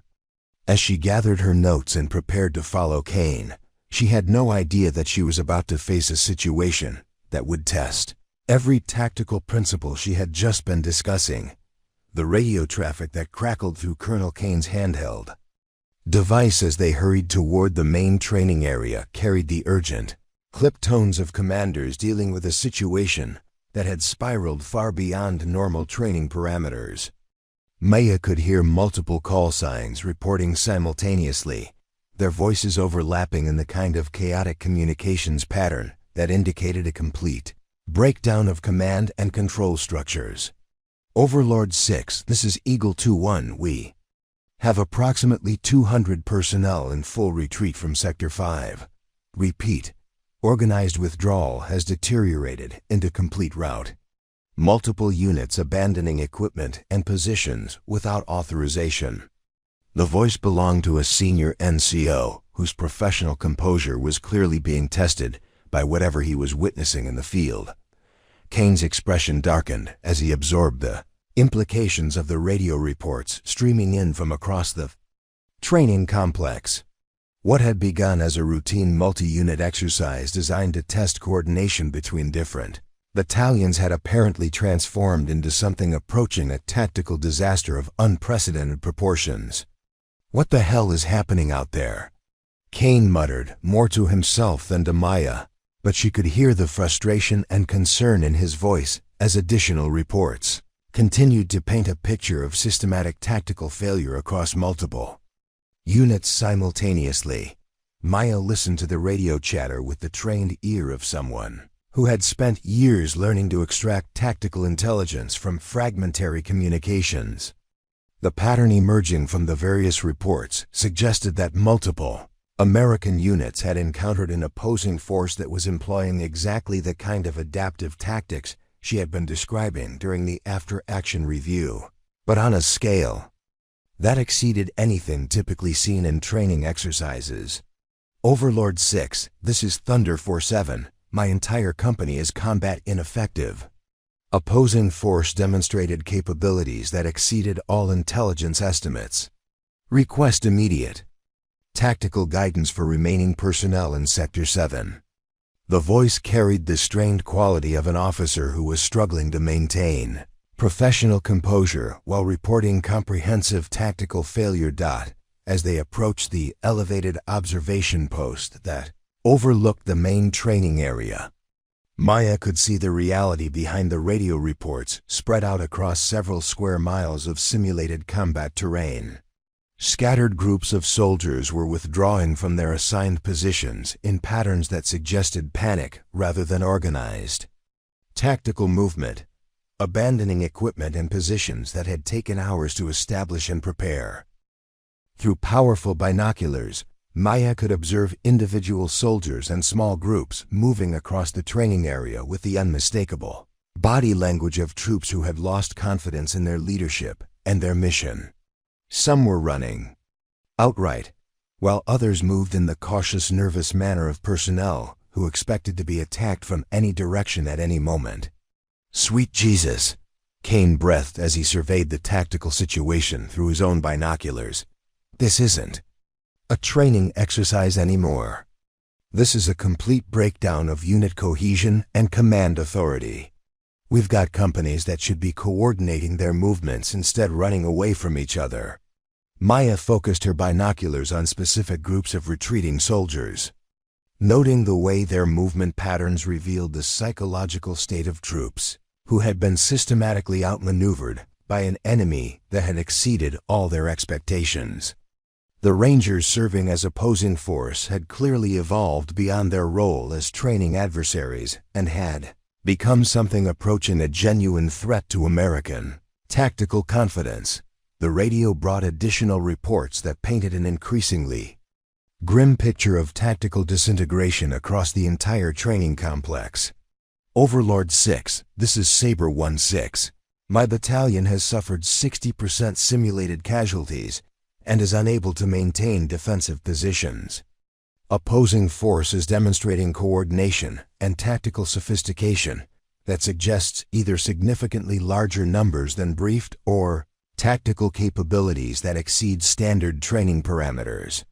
Colonel Kane lowered his binoculars and turned toward Maya with an expression that mixed professional concern with something approaching desperation. Staff Sergeant Chen, I've been conducting training exercises for 15 years, and I've never seen anything like this.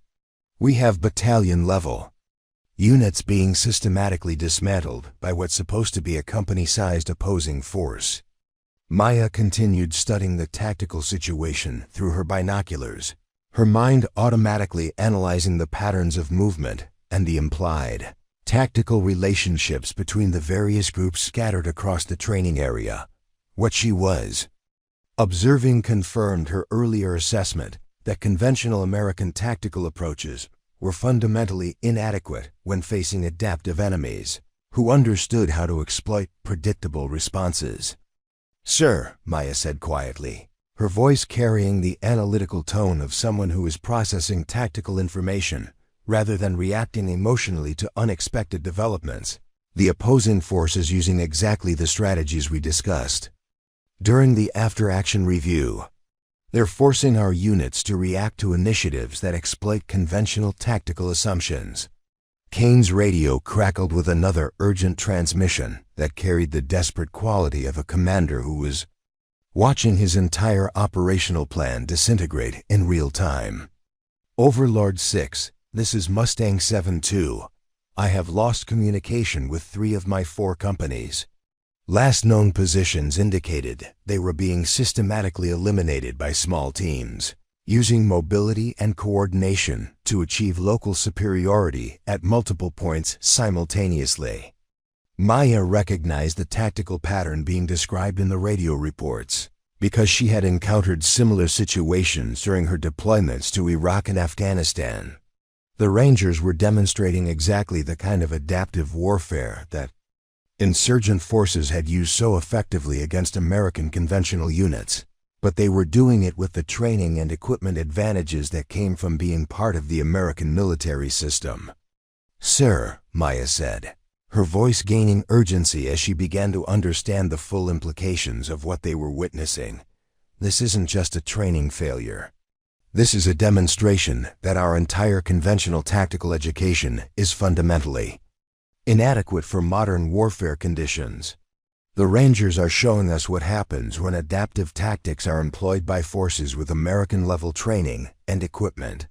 Kane's expression shifted from concern to something approaching alarm as he absorbed Maya's assessment of the situation. "Are you telling me that our own special operations forces are systematically defeating conventional units using tactics that could be employed by any enemy with sufficient training and preparation?" The question addressed one of the most troubling implications of the tactical disaster unfolding across the training area. If American Rangers could so easily defeat American conventional forces using adaptive tactics, what would happen when those same conventional forces encountered foreign enemies who had studied American weaknesses and developed countermeasures specifically designed to exploit them? Maya's radio suddenly crackled with a transmission on the emergency frequency that was reserved for genuine tactical emergencies rather than routine training communications. Any station, this is Delta 77. I have approximately 50 personnel pinned down in Sector 3 with no ammunition and no communication with higher command. Opposing force has us surrounded and is demanding surrender. Request immediate guidance on proper response to training scenario that has exceeded normal parameters." The desperation in the transmission was unmistakable, and Maya could see through her binoculars that the situation being described was genuinely dangerous. Despite the simulated nature of the exercise, soldiers who had lost confidence in their leadership and their tactical abilities were capable of making decisions that could result in actual injuries. Even in training environments designed to be safe, Colonel Kane grabbed his radio and began transmitting orders that were designed to regain control over a situation that had clearly exceeded the parameters of normal training operations. "All stations, this is Overlord 6, cease current tactical operations and implement immediate consolidation procedures. All unit commanders report current status and personnel accountability." The response to Kane's transmission revealed the extent to which command and control had broken down across the training complex. Instead of crisp, professional acknowledgments, the radio filled with overlapping transmissions from commanders who were struggling to account for their personnel and understand their tactical situations. Maya noticed movement in her peripheral vision and turned to see a small group of soldiers approaching their observation post with the rapid, nervous movement of troops who were retreating under pressure. As they drew closer, she could see that their equipment was scattered and their uniforms showed the signs of hasty movement through difficult terrain.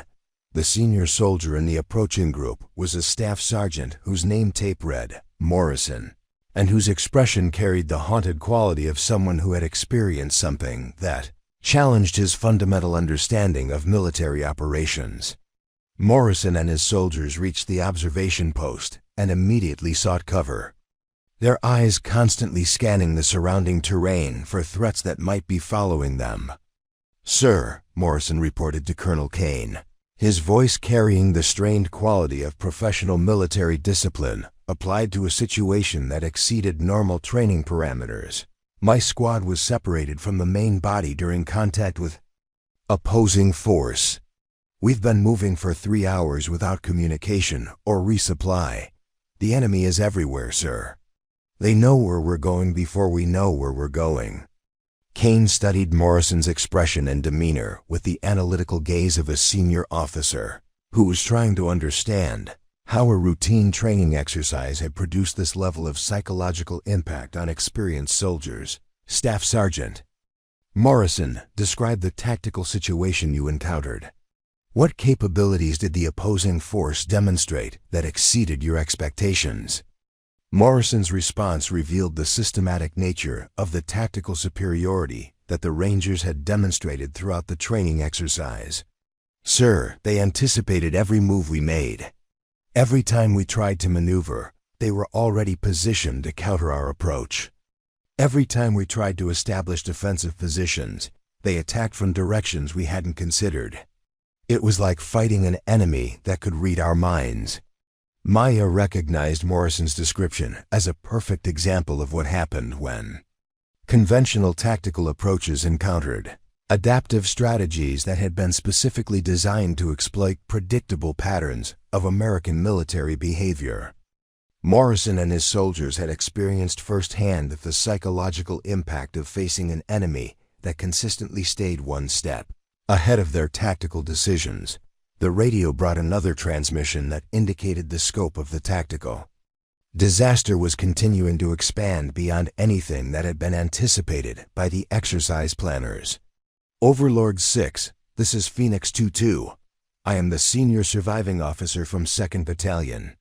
We have lost effective command structure and are operating as independent squad-level elements. Opposing force has achieved tactical control over the entire operational area." Colonel Kane's expression had shifted from professional concern to something approaching genuine alarm as he absorbed the implications of the reports streaming in from across the training complex. What had begun as a routine multi-unit exercise had become a comprehensive demonstration of the inadequacy of conventional American tactical approaches when facing adaptive enemies. "Staff Sergeant Chen," Kane said, his voice carrying the urgent tone of a commander who was facing a crisis that exceeded his normal experience. "I need your assessment of the situation. Based on what you're observing, what would be required to regain tactical control and restore unit cohesion among the affected forces?" Maya understood that Kane was asking her to provide tactical recommendations that would address not just the immediate crisis, but the fundamental tactical inadequacies that had created it. She was also aware that her response would be evaluated by officers who were struggling to maintain their professional confidence in the face of comprehensive tactical failure. As she prepared to respond to Kane's question, Maya had no idea that her next words would set in motion a sequence of events that would transform her from an overlooked observer into the voice that would rally 200 demoralized soldiers and demonstrate that sometimes the quietest voices carried the greatest authority when genuine leadership was required. Maya looked out across the training area where the scattered remnants of what had once been cohesive military units continued their disorganized retreat, and she understood that conventional command structures had completely failed to address the tactical reality they were facing. The radio continued to crackle with fragmentary reports from isolated groups of soldiers who had lost contact with their parent units and were operating without clear guidance or tactical direction. "Sir," Maya said to Colonel Kane, her characteristically quiet voice carrying a note of urgency that had been absent during the earlier after-action review. "The conventional response would be to reorganize these scattered units according to established doctrine and attempt to re-establish command and control through normal hierarchical channels. But that approach will fail because it doesn't address the fundamental tactical problem that created this situation."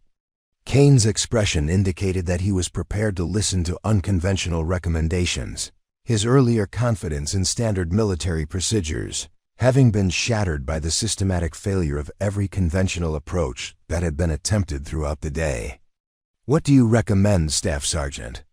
Maya could see through her binoculars that groups of soldiers were continuing to withdraw from their positions without coordination or clear tactical purpose, their movements driven more by fear and confusion than by any coherent strategy for regaining tactical initiative.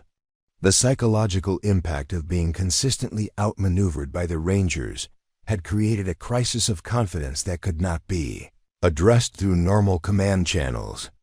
"Sir," Maya continued, her voice gaining strength as she formulated a tactical approach that drew on her experience with adaptive warfare, "these soldiers need to see that American forces can successfully counter the tactics that have been defeating them all day. They need a demonstration that conventional defeats can be reversed through unconventional thinking."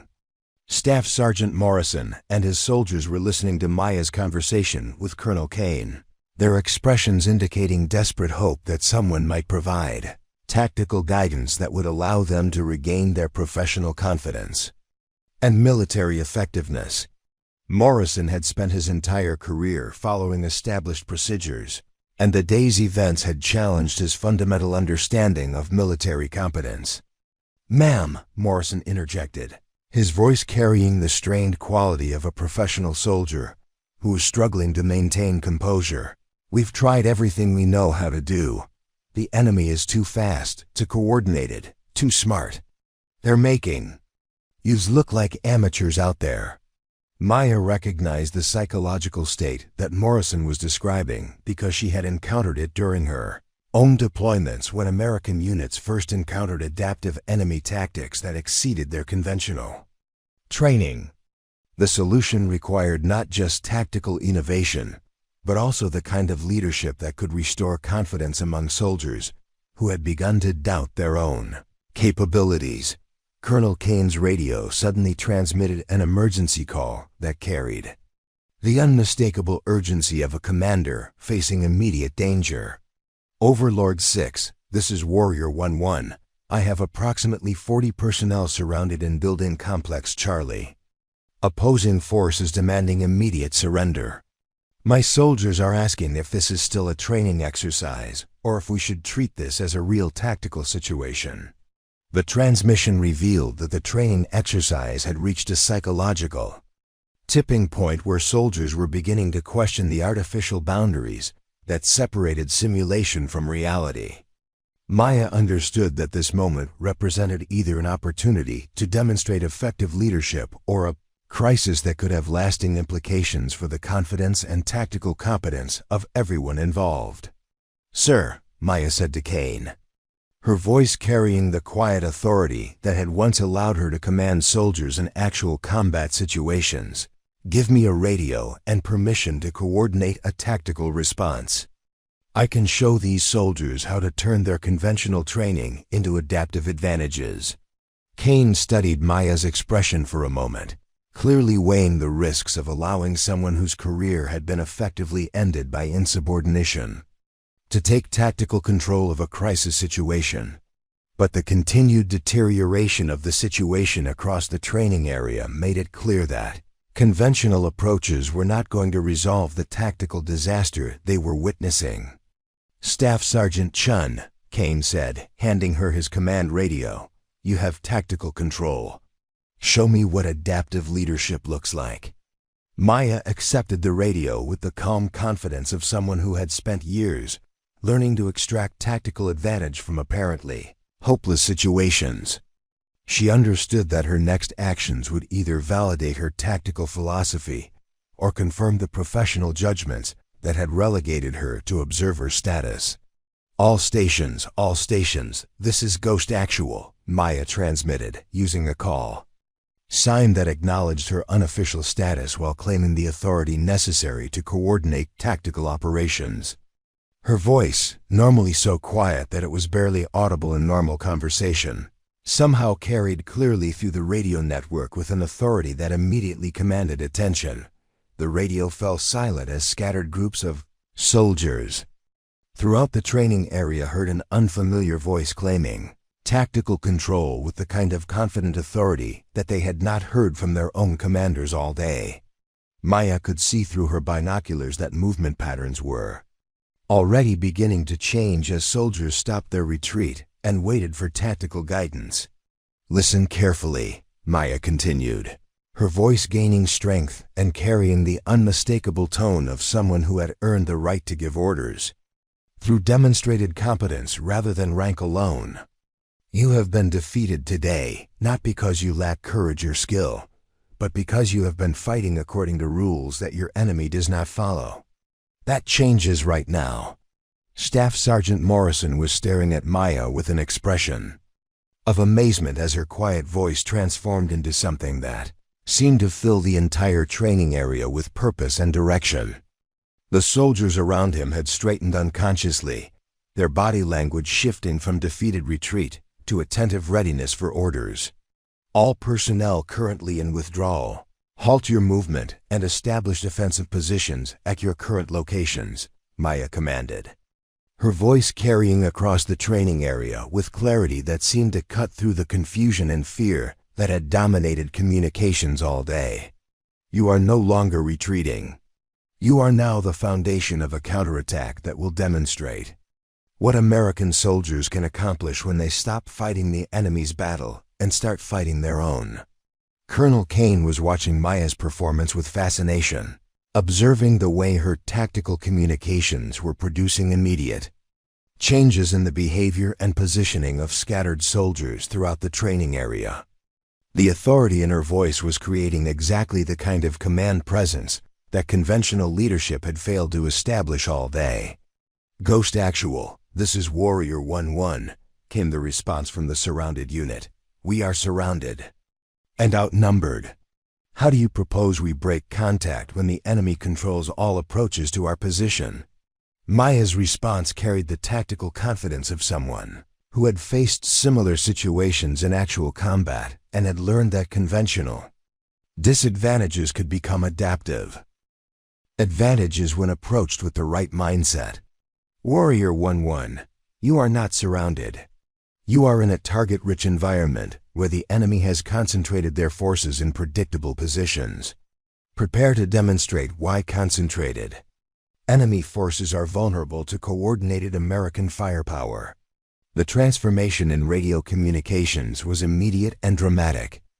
Instead of desperate reports of tactical failure, Maya was hearing the crisp acknowledgments of soldiers who were beginning to understand that their situation could be reversed through tactical innovation rather than conventional retreat. As her voice continued to echo across the training area, Maya realized that she was experiencing something she had not felt since her deployments ended: the profound satisfaction of providing effective leadership to American soldiers who needed someone to show them how to turn their training into tactical success. Her quiet voice had become a battle cry that was rallying 200 scattered soldiers into a coordinated force capable of demonstrating that adaptive thinking could overcome any tactical disadvantage. The Rangers who had dominated the battlefield all day suddenly found themselves facing a coordinated counterattack that exploited every tactical mistake they had made in their moment of overconfidence. Maya's voice continued to coordinate movements with surgical precision, transforming scattered defeat into systematic victory as 200 soldiers executed Maneuvers that their conventional training had never taught them, but their adaptive thinking made possible. All stations, this is Ghost Actual. Maya's voice rang out one final time as the last Ranger position was overrun by soldiers who had learned that quiet voices could carry the greatest authority when backed by tactical competence. Mission accomplished. American soldiers don't retreat when they remember how to fight. The silence that followed was broken by spontaneous cheering from across the training area as soldiers who had spent the day in defeat realized they had just participated in one of the most dramatic tactical reversals in training history. Colonel Kane stared at Maya with an expression that mixed professional admiration with something approaching awe. "Staff Sergeant Chen," Kane said quietly, "I think we need to have a serious conversation about your next assignment." Maya smiled for the first time in months, understanding that her voice had finally been heard by people who recognized the difference between following orders and providing leadership. The ghost had returned from exile, and this time she was here to stay. If this story of courage, tactical brilliance, and the power of quiet leadership inspired you, you're not alone. Maya Chen's journey from ridiculed observer to battlefield commander proves that sometimes the most unlikely heroes carry the greatest strength. What did you think of Maya's incredible transformation? Have you ever witnessed someone surprise everyone with hidden talents? Share your thoughts in the comments below. We love hearing from our community of storytelling enthusiasts. Don't forget to subscribe and hit that notification bell to join our growing family of viewers who believe that every voice, no matter how quiet, has the power to change everything. We bring you inspiring true stories every week that will leave you amazed at the incredible things ordinary people can accomplish. Like this video if Maya's story moved you, and share it with someone who needs to remember that their quiet strength might be exactly what the world needs to hear.